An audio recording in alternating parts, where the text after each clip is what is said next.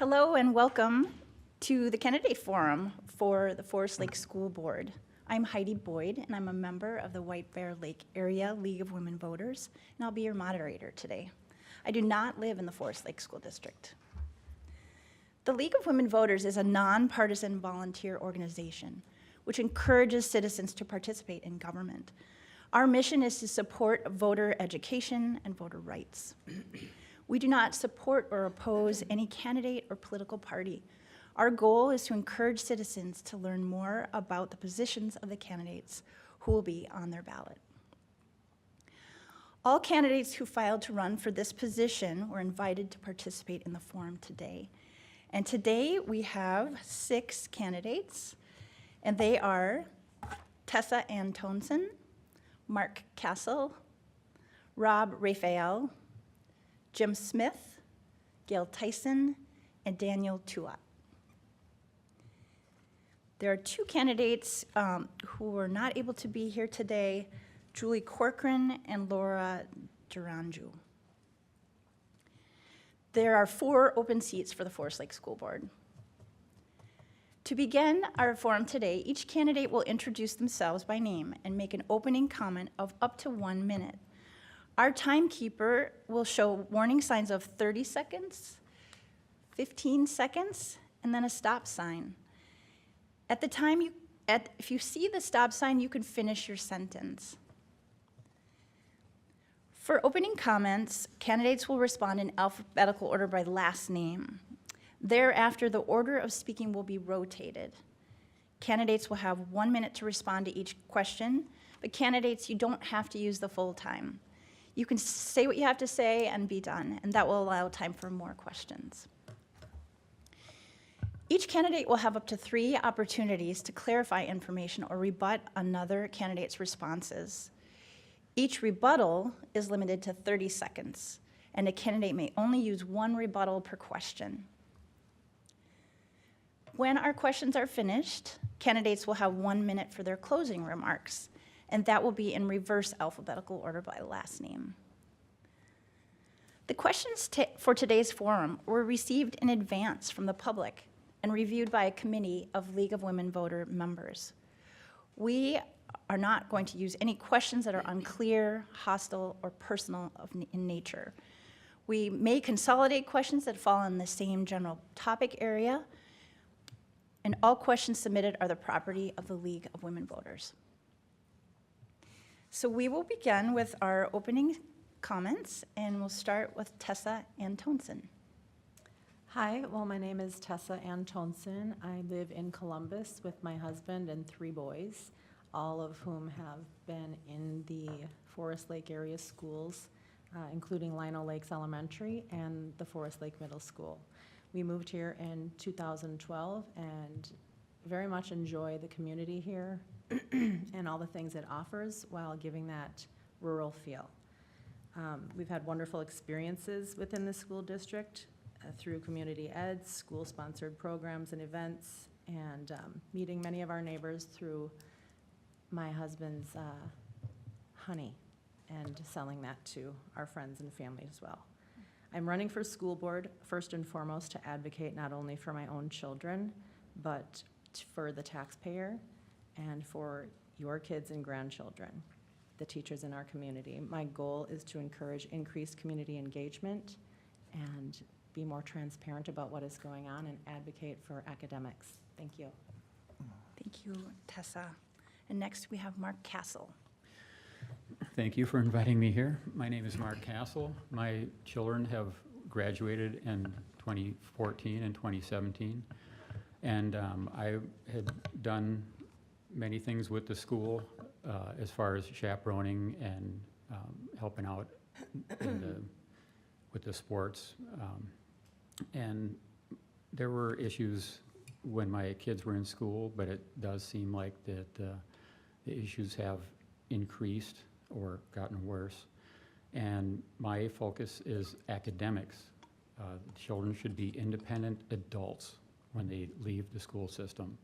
And one of the folks I've talked to during campaigning says that their graduate cannot even balance a checkbook. This does not seem like success to me. So I think it's time for a change. Thank you very much. Thank you, Mark. And our next candidate is Rob Raphael. Yeah, hi, my name is Rob Rayfield, and I'm running for reelection to the Forest Lake School Board. I mean, for me, when I look at my time on the board, there's three things that I've focused on. Number one, student achievement. We want every student to have a set of academics and teachers that push them as far as they can go academically. And so that when they graduate, they're fully prepared for what's next. Second, options for kids. It's critical that the education that kids get at Forest Lake is tailored towards them. And if we look at our STEM programs, our tech, our ag, all those different programs like that, that's one thing we do great, but it's also something that I think is critically important for our kids. And lastly, I want to say that every student belongs. When a student comes to Forest Lake, I believe that when they walk through that door, they deserve to have a safe and welcoming environment that helps them academically to achieve the high standards that we set. Thank you, Rob. Next, we have Jim Smith. Good morning. My name is Jim Smith. Let's talk about learning. I've been doing just that, talking about learning for years, and I'm not stopping now. There are many issues school board members must address, but really two issues top all others. The first is to support high levels of learning for all students. The second is how to pay for it. To move forward, we must avoid the contentious political battles that are raging around the education and find ways of working together. When it comes to providing high-quality, research-based learning choices, Forest Lake is a leader. Forest Lake staff live the district version of excellence for every student, every day. If elected, I will support the current great things happening in Forest Lake schools and help to build an even stronger future. Yes, let's continue to talk about learning and find collaborative ways of moving forward as a community to support our students, their families, and their teachers. Thank you. Thank you. Next, we have Gail Tyson. Hello, everyone. I am a current school board member, Gail Tyson, and I want to start by thanking the League of Women Voters for holding this forum today. I'm a proud mother of two Forest Lake graduate daughters. My husband, Don, and I live right here in Forest Lake. I have been privileged to serve as a school board member since 2012, leading our schools to become an environment where every child can succeed and feels prepared for life after high school. We have made significant improvements in our facilities and school curriculum that provide our students with a broad range of opportunities. This happens by listening to parents and students, working with my colleagues, and being engaged in the community. It really does take everyone working together for a child to succeed. School boards represent what is important to the community. I'm passionate about your child succeeding. My priority is to preserve what is working well and look forward to continuing the student-focused leadership that ensures success for all Rangers. I will provide proven leadership and continue and look forward to your vote on November 5th. Thank you. And lastly, we have Daniel Tuat. Hello, thank you so much for having us here. I want to thank you, Heidi, for moderating, and the League of Women Voters for putting this on. Daniel Tuat, I'm a husband, father, electrician, lives in Forest Lake. I would say my why would be 4 reasons. One, school safety, right? No kid wants to feel unsafe going to school.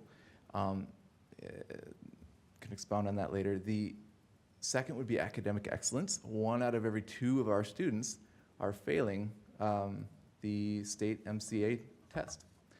And so I feel like this is unacceptable. There are schools that have 99.5% of their students passing or exceeding, and we're at like 50% right now. In science, I think it's 45%. So I'd like to see academic excellence, and then also the wise spending. You know, we're overspending our budget by more than $1 million every year, and the general fund is about down to 0. So we need to sharpen the pencil on that. And last would be community representation. Thank you. Thank you. We have a written statement submitted by Julie Corcoran, who states that she's sorry that she cannot be here for this important forum today. So I'm going to read her submitted statement. My name is Julie Corcoran, and I've lived in the Forest Lake Area School District for 38 years. I work in Minneapolis as an accounting controller at an architectural firm. I've been the treasurer for the school board for 15 years. My background in finance has helped me understand the complexity of school district finances. It's been a privilege to serve on the Forest Lake Area School Board for 4 terms, and I would be honored to be elected for another 4 years. During my tenure, the school district has seen great progress. Our board worked extremely hard on a plan to pass the largest bond referendum in 2015 to modernize and improve all the buildings. Also, with the high school science edition and field house, we can offer even more opportunities for students. The latest edition of our track and football field is added to the pride that our students and community can feel when attending graduation and multiple sporting events. The school district is the heart and soul of the community it serves. If elected, I will continue to listen to input from community members and make sure that we as a district keep moving forward. And now we'll move into our first question. We'll be rotating who starts their response. And for this first question, we will start with Rob Raphael. So the question is, what are the 3 most pressing challenges facing the Forest Lake School District? Thank you. For me, I think the number one thing we always have to focus on is academic achievement. And that's not just, our district beats state standards over and over and over, but that's not good enough. We always have to be looking and drilling down and making sure that every student gets the help they need if they're falling behind, right? Because sometimes averages can hide that. So academic achievement is number 1. Second, we have to ensure that we have options for those kids so that you can tailor your education to the things you need. And one of the ways we do that is through our Pathways for Success, where students can help design their classes for what they want to do for a career later. And lastly, I'd say one of the things that we really have to work hard on, especially after COVID, is making sure that every student feels welcome and has a safe environment for their learning. Thank you, Rob. And we'll go next to candidate Tuat. Yes, ma'am. Thank you. Well, I think high level, I look at things high level. It's all about preparing kids to become an adult, right? So we want to leave a better country for our kids than the one we grew up in, okay? We want our ceiling to be their floor. So I look at it as, what does it take to do life, okay? 3 top issues. Probably what I discussed a minute ago would be the academic excellence. If you can't make change, you go to checkout and the kid, you give him an extra $1 and he has to type it in a computer calculator to get his change out of that. Whoa, right? Academic excellence, definitely number 1. Spending, right? Money in, money out. Just, it has to equal or else you go negative very quickly, and then the taxpayers pay for that. And number 2, and you can do that by being efficient. You don't have to cut programs to do that. Number 3 would be community representation, and I'm out of time, but we'll talk about that later. Thank you. Thank you. And next we go to Gail Tyson. Well, I want to answer your question directly. And 3 things that affect Forest Lake area schools and impact our financial status is equalization and per pupil funding formula that has not kept up with the rate of inflation, so it's hard for Forest Lake area schools to catch up that ground. And then our transportation sparsity has always been high on the list, and I have advocated at the Capitol for changes to this. We've had bills in our legislators to increase the amount that we receive. Counterintuitive is the fact that the funding formula is based on per pupil numbers and not miles driven. So for Forest Lake being the 3rd largest district geographically, we drive about 300 miles a day.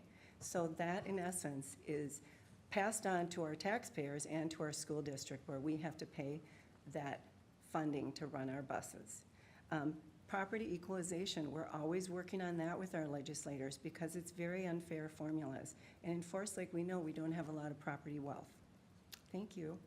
Thank you. Next we go to Mark Castle. Yes, my top 3 things are the academic excellence and the fiscal responsibility and community involvement, especially the parents. As more and more parents get involved with their students and the rest of the community gets involved with the school, then we can figure out and work out problems that exist and to increase what's going well and make that even better. Thank you. Thank you. Jim Smith. Thank you. Excuse me. If you hear an easy answer to any of these issues, there are no easy answers. Everything's difficult. Academic excellence is one of them. It is very, very difficult to deal with. There's a lot of moving parts to that, but that has to be the number one priority in the district. And I've been working in this field for 35 years, and that has been my life's work to bring that forward. Number two actually is tied into number one. Attendance is a big problem here and in the rest of the country. Forest Lake has 71% of their students are here 90% of the time or more. That leaves 30% approximately that their kids aren't in class for even 90% of the time. The research shows that without being in class, they're not going to do well in school. And reading is the third thing. Reading is so important to everything that we do. Forest Lake has been a leader in this area with the science of learning stuff in Minnesota. And we're Thank on our you. way in reading, and I'm Thank you. happy we're going there. Thank you. Great. And lastly, Tessa Antonsen. Yeah, I would, in my study and experience of what the three most pressing challenges are, is obviously, like most of us have said here, academic achievement and how do we get there. And I think a lot of other things tie into that, funding and what kind of programs and curriculums are we using. I would also say parental rights is an issue. That may not be everybody's experience, but I know that that is real. And last but not least, again, the funding, coming back to the academic achievement and what kind of programs are actually producing better academic skills for our students here, because that is the utmost importance. Thank you. Thank you. Yes, first rebuttal. I just want to I just wanted to answer the assertion that, from a funding perspective, that we're in financial danger. Forest Lake schools are not in financial danger. Over the years, we had built up a great reserve fund. Then when COVID hit and we needed additional resources for all the offline learning, we used some of that. We drew that down. We're now building it back up. We are not in financial distress. We are in very good condition. Thank you. Gail, first rebuttal. Yes, I just want to talk a little bit about the MCA, the recent state scores that came out. Forest Lake area schools exceeds the state in all areas. We have some very impressive results in certain buildings and progress. But at the same time, we always know that there's places of concern, and we dig right into those areas and start working on them. We also have our own testing, which is called FastBridge, that is done on a regular basis throughout the school year. Thank you. And Daniel. Awesome, thank you so much. So I just wanted to talk about the MCA, you know, the state average, a lot of talk about state average. 55% of our students are failing the MCA science, right? The state is 53%, so we're 2% better. Exactly the same on reading and math, it's 2% different, 2.5. So we are doing better than them, but we're district number 193. So that means there's 192 districts who are doing a better job, and we can step up the game. Thank you. Jim, first Yeah, rebuttal. to address the MCAs as well, I've been looking at state data everywhere around the country. I've seen drops in Minnesota as well since COVID, and those numbers have been used to show how poor things are happening here.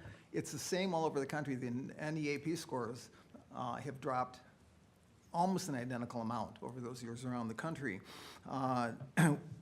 It needs to, we need to be realistic about what scores can do. Our attendance alone can knock us down quite a bit. Thank you. Anyway, thank you. And Tessa. Thank you. I'd like to say that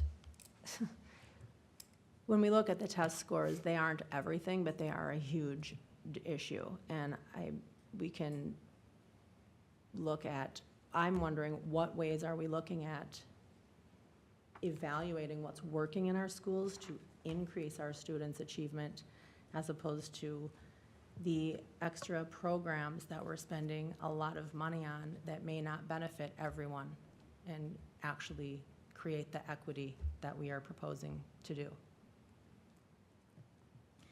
Thank you. All right, we were going to move on to the second question, which is related to financial challenges of the district. And our first respondent will be Jim Smith. So the question is, declining student enrollment has created financial challenges for the school district, including a $1.25 million budget reduction for the 24-25 school year. What options would you consider to address these financial challenges? And we'll start with Jim Thank you, that's a Smith. good question. The enrollment drop, I think, is pretty much a result of the demographics of an aging population.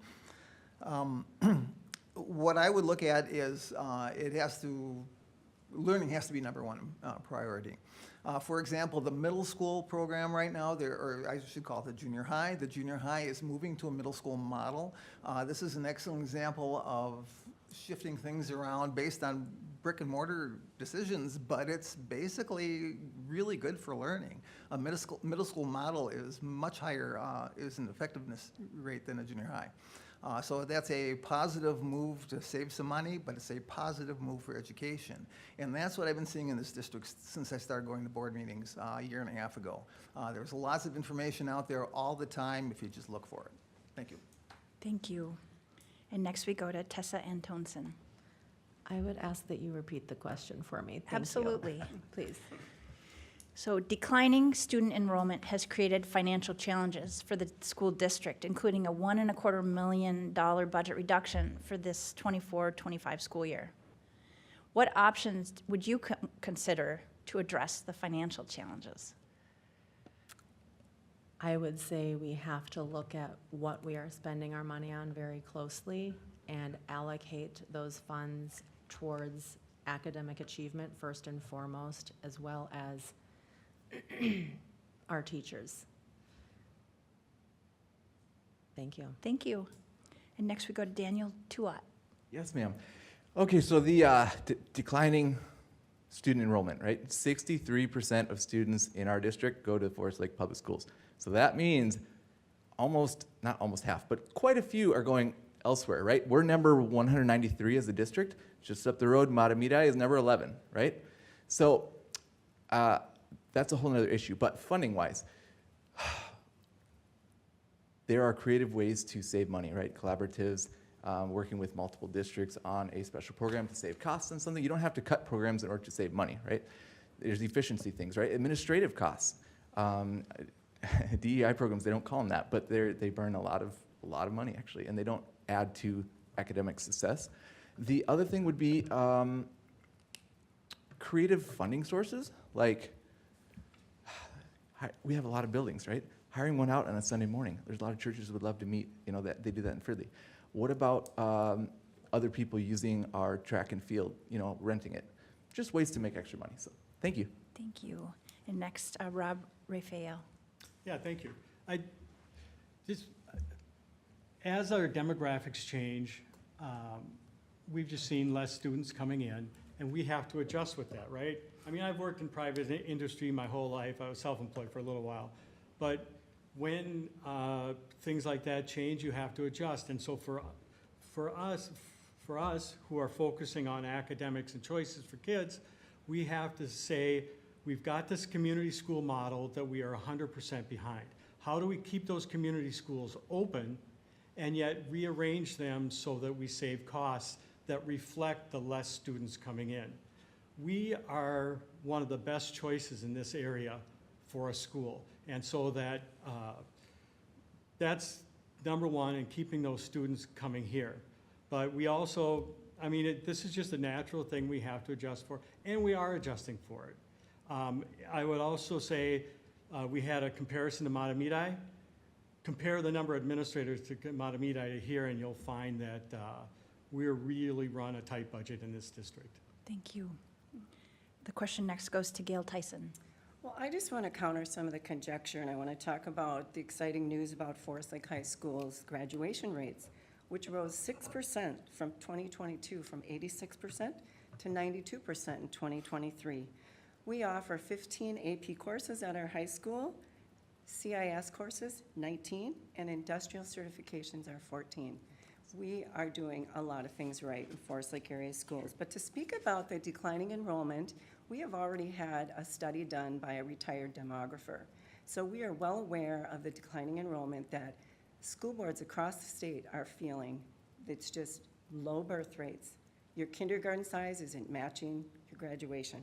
So we have done a study for our capacity, and we are putting something forward to include our sixth grade in our middle school model. And then hence we can be more efficient with our buildings. Thank you. Thank you. And the question next goes to Mark Castle. Thank you. I was at the meeting where the demographer gave her 2 cents about why the enrollment is decreasing. Nothing was ever said about the academic scores. And my daughter was specifically looking to move out of the area she was because of the scores of that school system. And she said she would not go to Forest Lake, but she was looking at Matamidi. She was looking at Centennial Lakes, and she was looking at Egan. All fiscal things need to be looked at, no matter if it's buying pencils or even the pay to the teachers, which is the most important pay that there is. And as we look into these issues and talk with the community, we can all come up with ways to decrease the costs and increase efficiency. Thank you. Thank you. Any rebuttals? Okay. Okay, moving on to question 3, which will go first to Gail Tyson.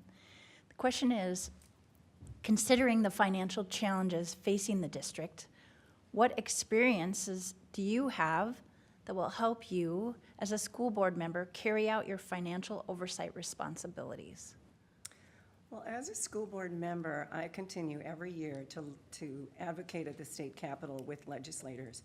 I have relationships built with them, and we talk about how our transportation funding costs us a lot of money out of our general fund, and how if we could keep that money in our general fund instead of paying to run our buses, we could do a lot of things with that. I also advocate for equalization, because in Forest Lake, we don't have a lot of property wealth, and passing things along to taxpayers is difficult. It took us 12 years to build up our community support to pass our bond and levy in 2018. And that's hard for Forest Lake residents. We have to really help with being at the Capitol, looking at ways to get things, pupil amounts increased and formulas changed. I also am very judicious. I am on the finance committee. I like to look at our budget. A lot of school districts that are public schools held to a higher standard with their finances. Thank you. The question next goes to Jim Smith. Could you repeat the question again? Yes. Considering the financial challenges facing this school district, what experiences have you had that will help you as a school board member carry out your financial oversight responsibilities? Okay, thank you. In education, I haven't been involved in budgeting, but I've been involved in trying to save programs, trying to advocate for programs at the legislative level, both for Forest Lake and for Centennial when I worked there as a teacher. The advocacy is a really important part of that. There are many unfunded mandates that have been, some of them have been taken care of. There's still others that cause deep problems. And I like to point out that we are a group of people that follow laws and we don't make laws. So we have to live within these laws that we're presented with as a school board. Fiscally, personally, I'm quite conservative. I've been a teacher all my life, and there's never been a whole lot of money to burn. And I try to watch the bank and save for retirement. So thank you very much. Thank you. The question next goes to Tessa Ann Townsend. I'm going to ask that you repeat the Sure. question for Yeah. me again, please. Thank you. So considering the financial challenges facing this district, what experiences have you had that will help you as a school board member carry out your financial oversight responsibilities? Well, I'd say life experience. I mean, I've never had a budget of millions of dollars sitting in front of me, but I've always been very acutely aware growing up, using welfare and food stamps, being raised by a single mother. I am acutely aware of how important it is to prioritize your spending. I would think that we should be very transparent with the public. It's like we are going through this Reimagine 2025. I have a fifth grader right now who that will greatly impact. And while I appreciate the things that I've heard about how it can be a positive for these kids, I also have concerns, and it is a K through 6 program that we have here currently that is part of a draw for me to this community. So I think being transparent with the public in where we are with money and using their input to help us prioritize where we should spend it. Thank you. The question next goes to Mark Castle. Well, I have been in manufacturing pretty much my whole life. I have been purchasing. I have done many things with finance people, writing queries and stuff and getting the data that they wanted from our system. So I do have experience with getting the information and providing it to the folks who would make decisions, and also having repercussions of those decisions and what it does to the business. The school is the business of educating the students. It's different than manufacturing, but nonetheless, the product is an independent adult at the end of the run. Thank you. And we'll take your rebuttal after all candidates are done. Yep. The question next goes to Daniel Trua. Awesome, thank you so much. So for me, I would say, I mean, you can't hit all the details in a minute, but what you can look at is mindset, right? We're teaching our kids how to think, not what to think, okay? And it can go from top to bottom, anywhere in between. If you look at, let's say school board, right? We're all running for school board. Is it the mindset of, is it a part-time job or is it a civic duty, right? Now in 2023, January, Luke and Kurt got into the school board, they got voted in, and they tried to change the school board pay to $1, right? So we could have extra money, you could hire a teacher with that money, you could have extra school supplies, right? They got voted down, right? January this year, they got voted down again. In March, the school board voted against them to raise their stipend. So they're giving themselves raises, and it's a mindset, right? I feel like if we look at this as what is the goal is our kids. We put them priority, and then everything else flows from that. Thank you. Thank you. And then lastly to Rob Raphael. Thank you. Yeah, we raised our stipend 2%. So let me use an example. So an example how that member Tyson alluded to is that for busing, we've got one of the largest busing routes in the state. And that means it costs us a lot of money, and the state was not funding it properly because they were not doing it by miles driven. We went to the legislature, we worked with our legislatures over and over, pushing them, you need to get a bill. We worked with Bemidji. I testified in front of the committee about getting something in place that helps districts like ours get that busing paid for. And we got a bill through. It was not anywhere near what we needed. But the next year, then we were able to add to that. And that's how this work is done, is that you take the time, you understand the problem, and you work diligently over time to correct the problem. And we've made progress on the busing one, but it sure ain't there yet. And we have more work to do on that. Thank you. And Gail had a rebuttal. Yes, so I just want to bring it back around to what I know to be true. We are guided by a strategic plan in Forest Lake area schools where the top priority is on academics. So we have new gateway courses at our Forest Lake area middle schools that uses a design thinking model That building was been redesigned to work collaboratively in groups. We also have purchased a new English language arts curriculum, which has been vetted and part of the READ Act. And so we're very proud of that. You usually see a dip in scores with reading with a new curriculum, but we did not. Thank you. Thank you. All right, moving on to the next question, which will go first to Daniel Tuat. The question is, what strengths do you have that make you uniquely qualified to be a school board member? Thank you. So I want to honor everyone here because we all have our ideas of, policy, but everyone carries something to the table, right? And I want to honor you guys for, 20 years of service, that kind of thing. I would say myself, every day I'm going in to a facility, manufacturing or plant or something, they have a line down, it's $1 million an hour, we need to get this back up right now, okay? 10 people standing over your shoulder, when's it gonna be running, right? You have to go in and, like, hold on, I don't even know what this thing does yet, let alone what's wrong, right? So give me a minute. You go in and you look at the system and you say, okay, how does it work? What's working? What's not working? Now you identified the problem, now you can fix the problem, right? So it's all about just focusing on finding the issue, like the most pressing issue, fixing that, and then moving on to the less and less till you get a smooth learning machine. Thank you. Thank you. The question next goes to Rob Raphael. Oh, thank you. For me, I've worked in software engineering and in machine vision, and now I'm working in medical device software. And, just kind of being seeing how the outside world and business works helps bring kind of insight to the administration as they're making decisions. I bring that. I also bring a lot of community volunteering time. I've worked with the Cub Scouts, and I was in the Drumline Parent Group and a lot of events like that. And I think another thing that brings experience to me is I've had 3 kids, one who's going to graduate this year, who have gone through this district.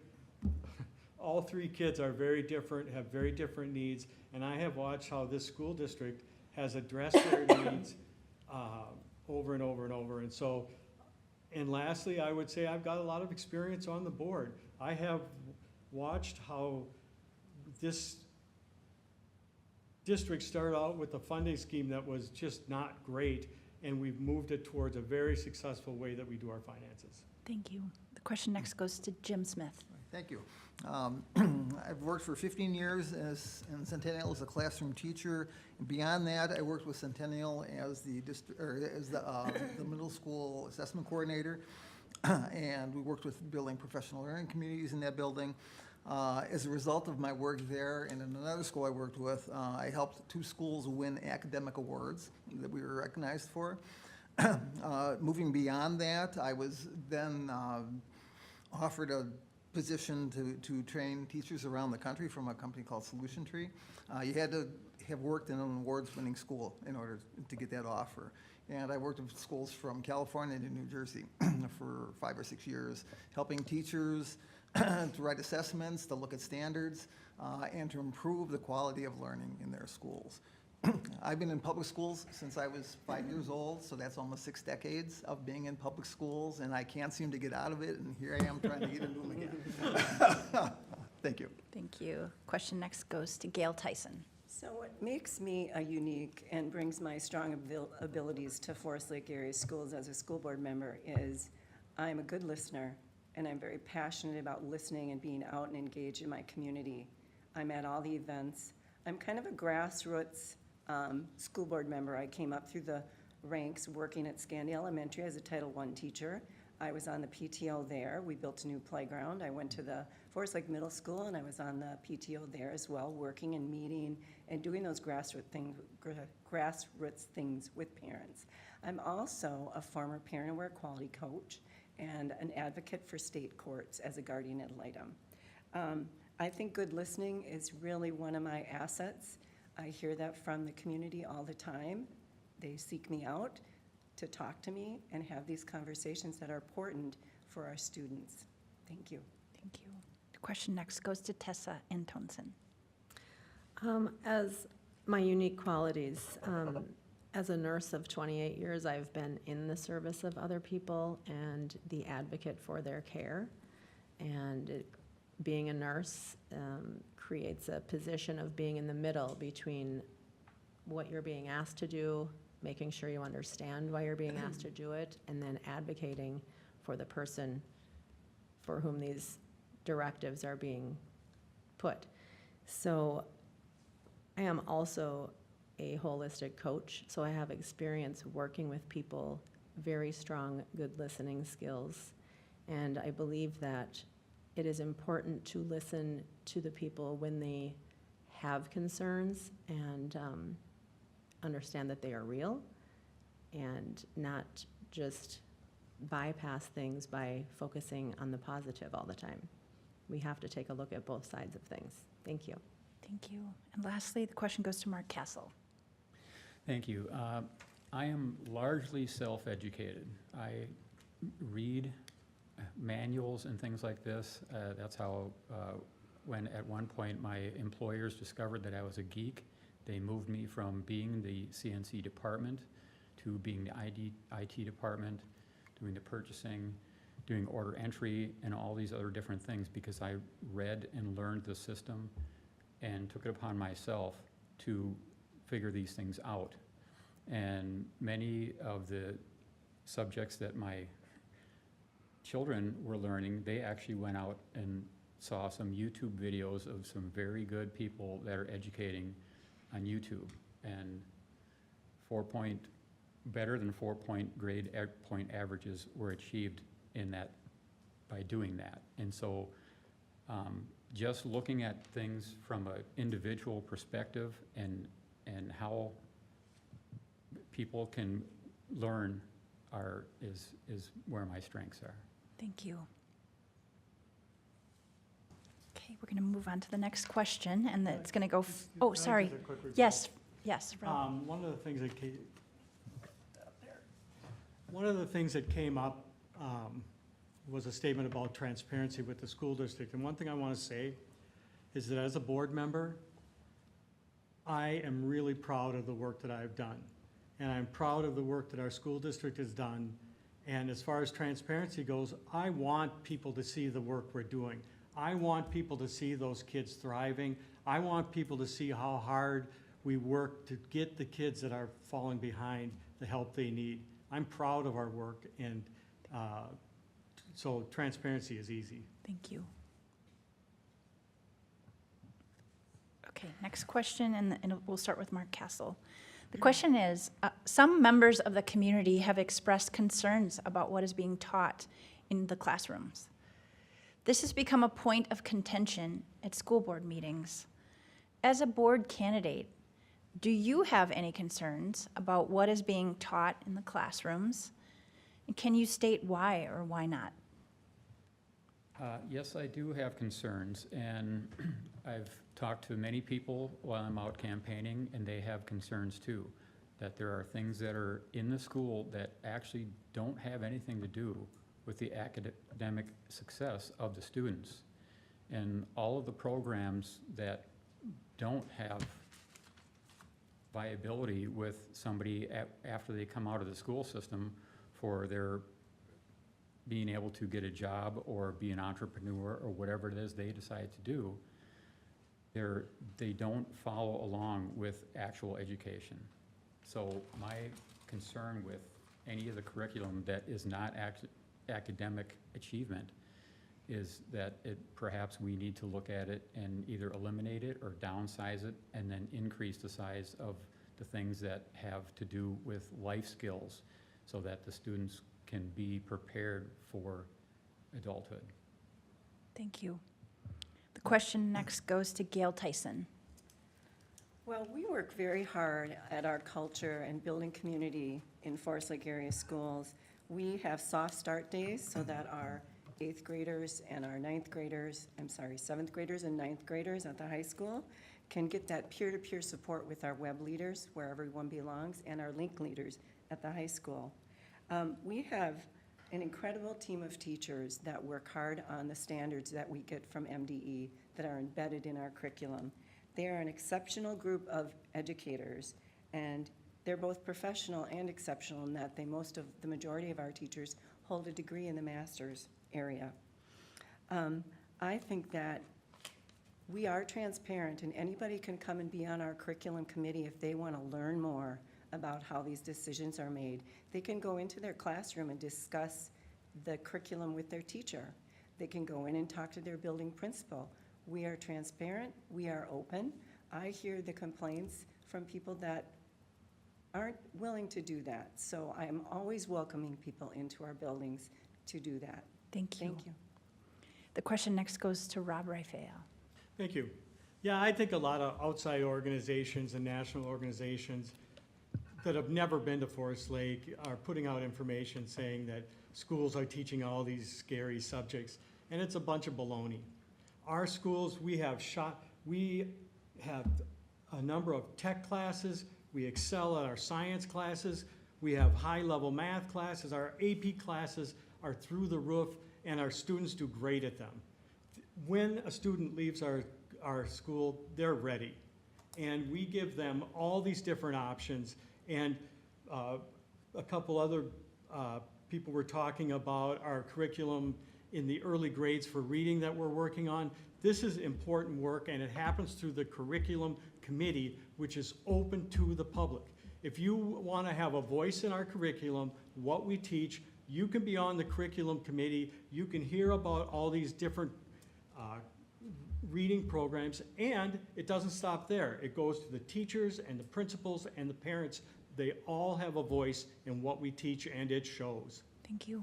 The question next goes to Jim Smith. Thank you. I have been on the curriculum committee here for the last year and a half, and it is a very good place to have discussions about this stuff. It's not done in secret at all. And I also want to point out that we are in an institution that follows laws. We on the school board and members of the education community here don't make laws, we follow laws. Part of the laws are the standards in Minnesota for all the different subject areas. And let me give you just a quick example from English, language arts, math, and science.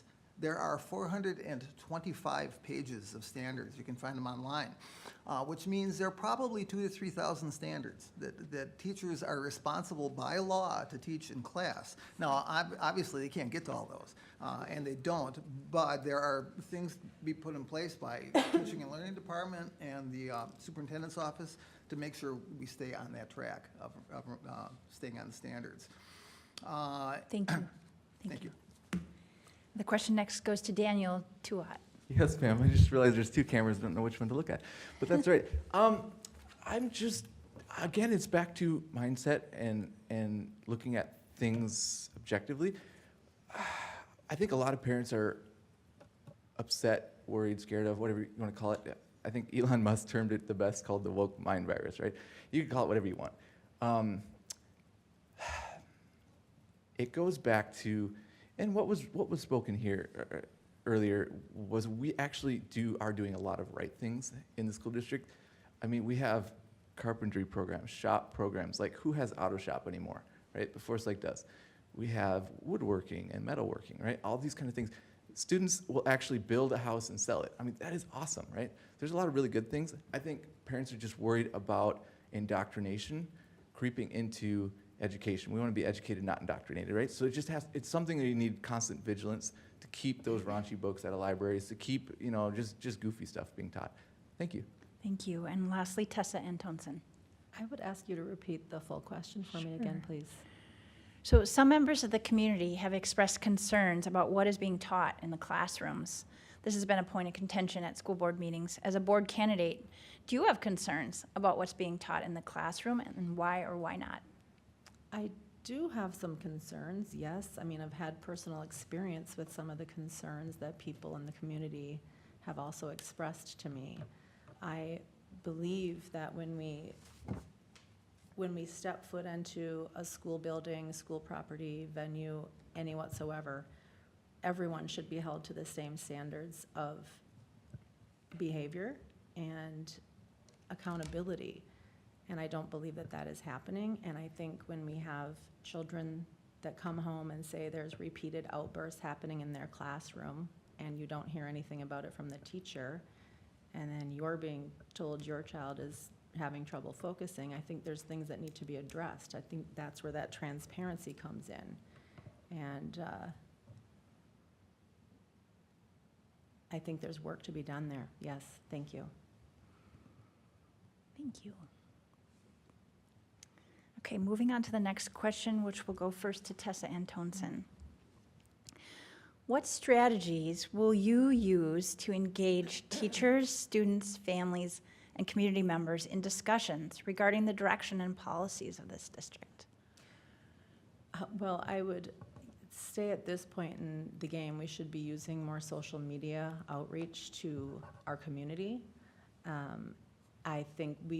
I know this school does a survey with parents and households about how they feel about their school is supporting their children. I think we should be having the kids do that as well, and in some kind of ongoing, frequently measurable fashion, so that we can get real-time feedback from the students, the teachers, and the public. Thank you. Thank you. The question next goes to Mark Castle. Sorry, please repeat the question. Yeah. What strategies will you use to engage teachers, students, families, and community members in discussion regarding the direction and policies of the district? Well, I don't really like the word strategies, but people need to be open and honest about their feelings and how they think that things are going. And so with open and honest discussions, if that's going to be called a strategy, that's what I would use. Thank you. Question now goes to Rob Raphael. Thank you. I think one of the ways that we started doing that is through what we call the strategic plan. And like when we initially put our strategic plan together, I bet we had 50, 60 people from the public come in, and we had a 3-day discussion about where we want to focus our efforts in this school district from the public's perspective, what we wanted our mission to be. And we have renewed that year after year after year, and out of that, that strategic plan comes a bunch of action items and things that we want to make sure that we're doing. In fact, we were just at a fundraiser for TEFLA. TEFLA came out of that, one of those original strategic plans. So that is one of the critical, there's a lot of different ways we interact with parents, but that is one of the critical ways that we set the overall direction of our district and what we see as our vision for our kids. Thank you. The question next goes to Daniel Tuat. Yes, ma'am. This is actually something I'm passionate about. I love that old TV quote, "We have the technology," right? So simple things like, okay, so we're talking about parent, community, teacher, school board involvement, right? Collaboration. The magic is where it happens is communication, right? Everyone talking together. It's open lines of communication. So what can we do to do that, right? Simple things like I just started a YouTube channel. I would like to take every school board meeting and do a 5-minute recap at the end of it, right? Not everyone has 2 hours to watch a meeting, but you can jump on, find out what happened, what's upcoming, boom, right? Things like Twitter, right? It's the digital town square.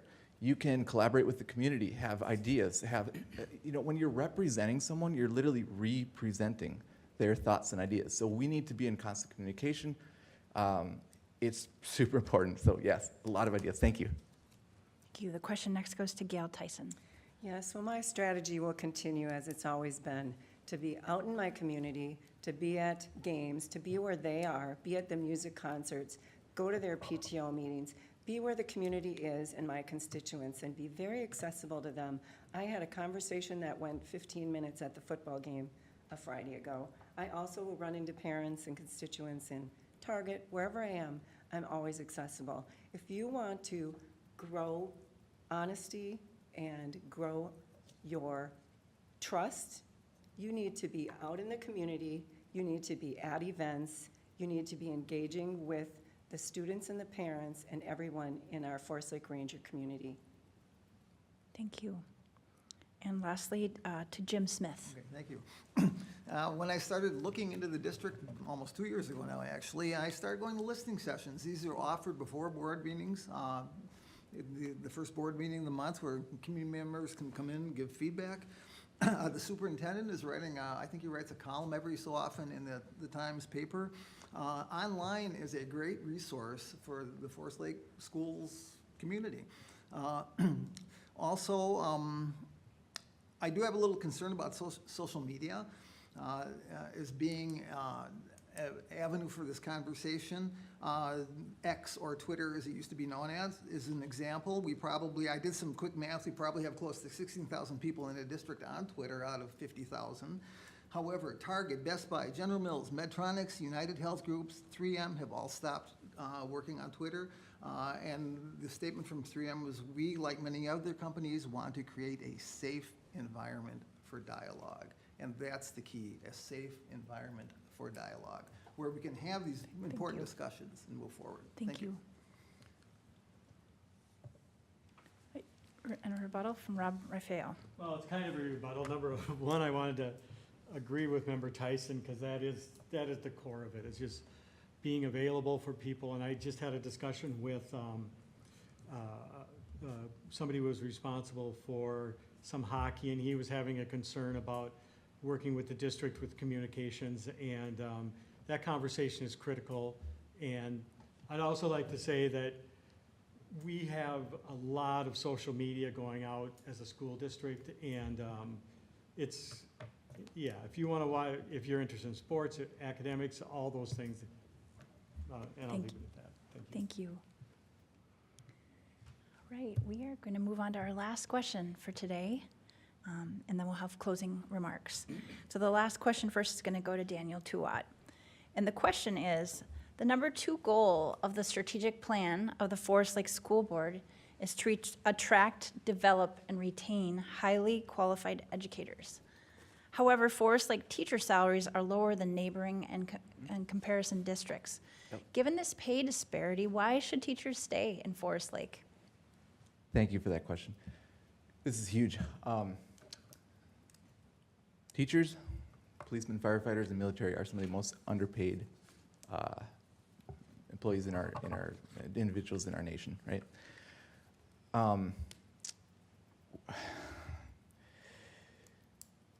We have an issue, and it is called inflation. And how has, in the last 10 years, has school board or the school district dealt with this? Our property taxes have been 7%. 10 years ago, 7% of the operating budget Forest Lake was property taxes, like levies. Today, it's 21% of the budget is off property taxes, right? So, in 2023, last year, Minnesota statute 126C17, right? Oh, time's up. We'll get into that later. Thank you. Okay, thank you. And the question next goes to Rob Raphael. I'm sorry, could you repeat the question? Yeah, definitely. The number 2 goal of the strategic plan of the Forest Lake School Board is to attract, develop, and retain highly qualified educators. However, Forest Lake teacher salaries are lower than neighboring and comparison districts. Given this pay disparity, why should teachers stay in Forest Lake? Thank you. I would also point out that our administration costs are lower as well, or salaries are lower as well. It's a big problem. I mean, we've got a great curriculum department, and our new teachers that come in oftentimes come in for 4 or 5 years and then go to a higher paying district because we are so good at training our incoming teachers. And so it's a real problem. We've had it in our strategic plan. We try to increase it as much as we can, but we've got these fixed budget constraints where we can only go so much. So that means we have to really ensure that we try to give our teachers a very positive work environment and do other things like that to keep them on board. And we do, and a lot of teachers do stay on, but it's a critical problem. I really think that the state has to increase funding to our district so that we can kind of bring those salaries up. Thank you. The question next goes to Mark Castle. Thank you for the question. I have talked to several people that used to be teachers, and they said they wouldn't come in and be a teacher now for anything. And so the teachers, in order to maintain their presence in the same school district, this one here, or anywhere where they are, they need to know that what they are doing is valued and that they can work with the community and the school board and whoever needs to be worked with in order so that they can be productive and happy with what they're doing. And we should be able to work on getting their pay to be higher, just like other places. But we do have fiscal problems that block or hinder that, so we need to work on that. Thank you. The question next goes to Tessa Antonsen. Can you please repeat it? I'm Yeah. trying to. The number 2 goal of the strategic plan for the Forest Lake School Board is to attract, develop, and retain qualified educators. However, Forest Lake teacher salaries are lower than neighboring and comparison districts. Given this pay disparity, why should teachers stay in Forest Lake? Well, I think it's an excellent question. And that is something that is of utmost importance to look at because it directly affects the academic achievement that we need to also improve in this district in order to get people to stay and more people to enroll in our schools. If that's what we want, we need to make that a priority.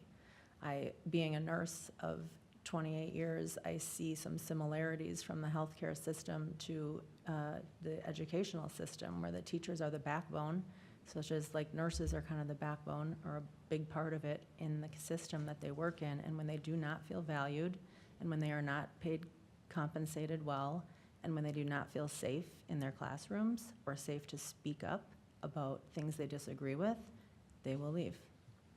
Thank you. Thank you. And next, Jim Smith. Hi, thank you. How to retain teachers, that's interesting. When I started in Centennial like 40 years ago, we were hemorrhaging teachers out of Forest Lake into Centennial because our pay was quite a bit better than they were out here. It seems like that's changed. It seems like a lot of teachers are looking at Forest Lake, and it's got to be for something other than the pay. I would like to pay teachers more, but that is an advocacy issue. Teachers are looking for support from administrators, like we heard about earlier. They're looking for a leadership that helps develop other leaders within the district, which is Forest Lake is doing that. They're looking for a learning model that works, that fits in with data, with best practices in education and research-based learning. And I'm looking for people to stop a hate. There's been a lot of that generated against teachers for a lot of pretty fictitious things over the years, and that's needed to stop as well. There's a lot of great things happening here, and teachers are recognizing that. If we could pay them a little more, that'd be good too. Thank you. And lastly, Gail Tyson. Yes, when we go to settle our teacher's contract, there's one thing that I always say to myself. It's more than we can afford, but unfortunately, it's way less than they deserve. So I want to repeat that in Forest Lake area schools, we have a team of educators that is both exceptional and professional, with the majority holding a master's degree. We have strong academics, and it's mostly due in part to our strong teaching force. Our educators, our retired educators, come back to sub for us.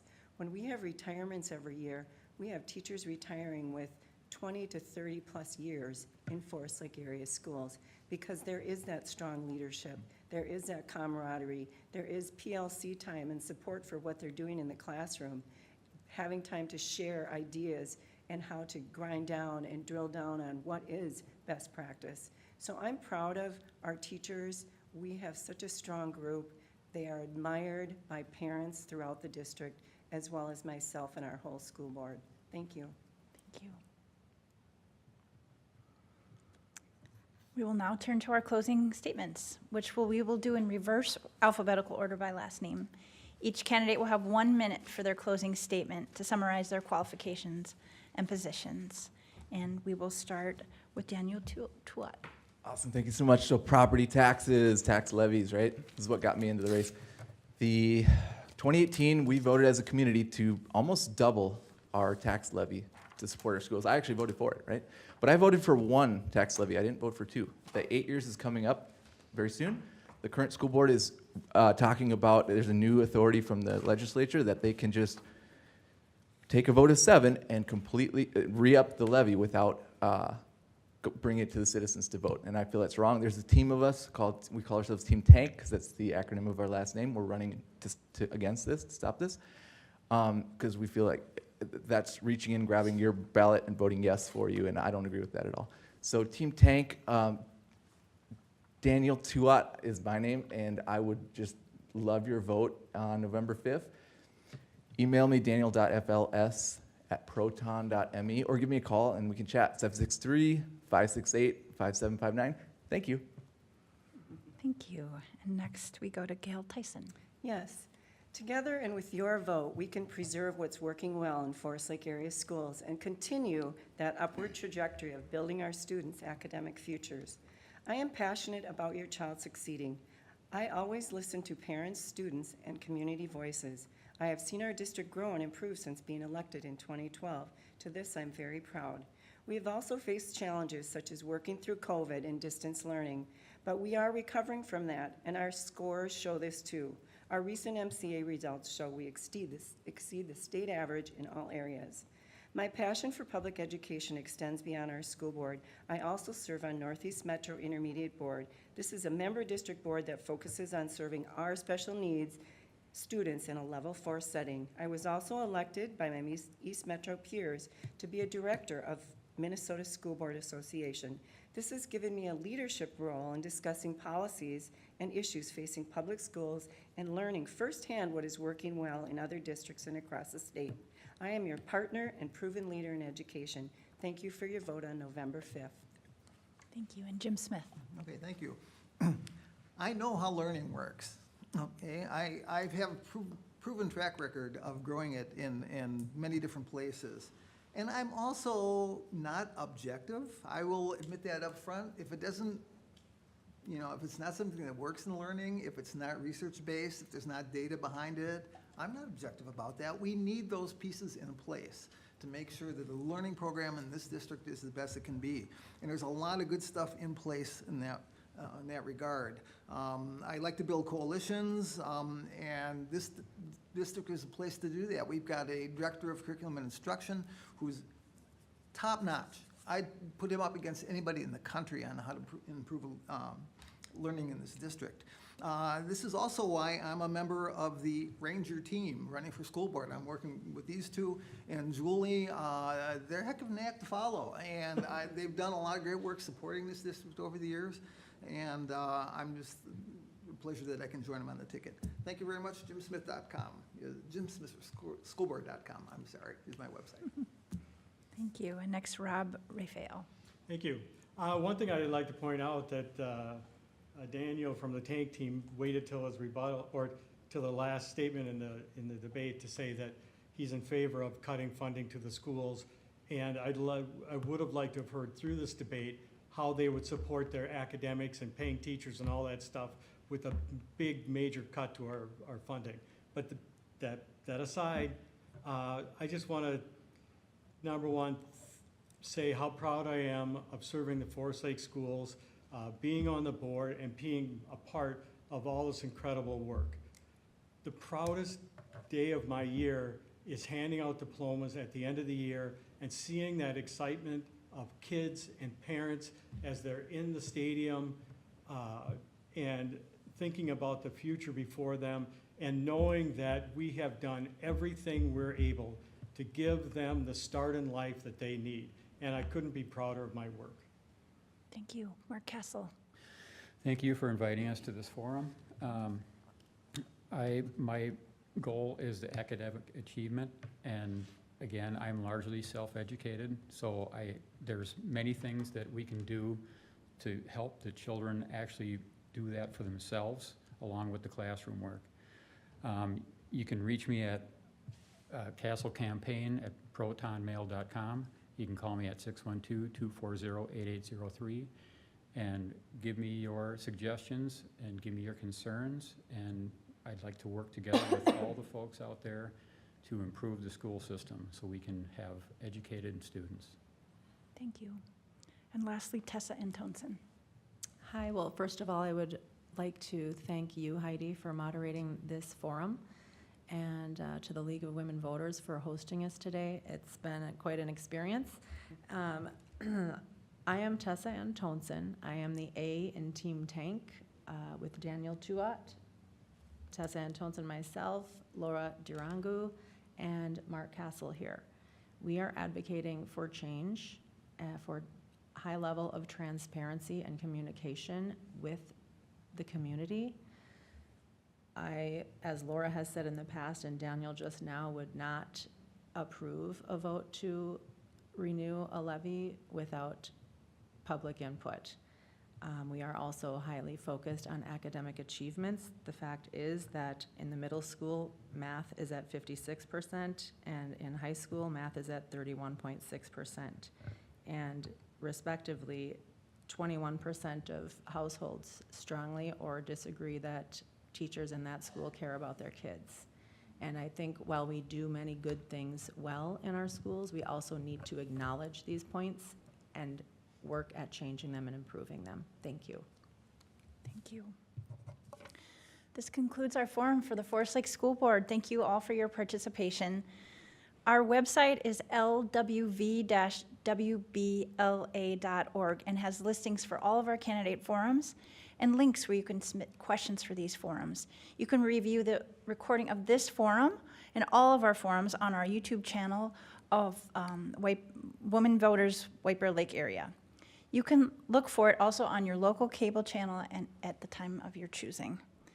Thank you, and remember to vote. Early voting is September 20th to November 4th, and Election Day is November 5th. Thank you. Thank you. Thank you. Thank you. Thank you, Heidi.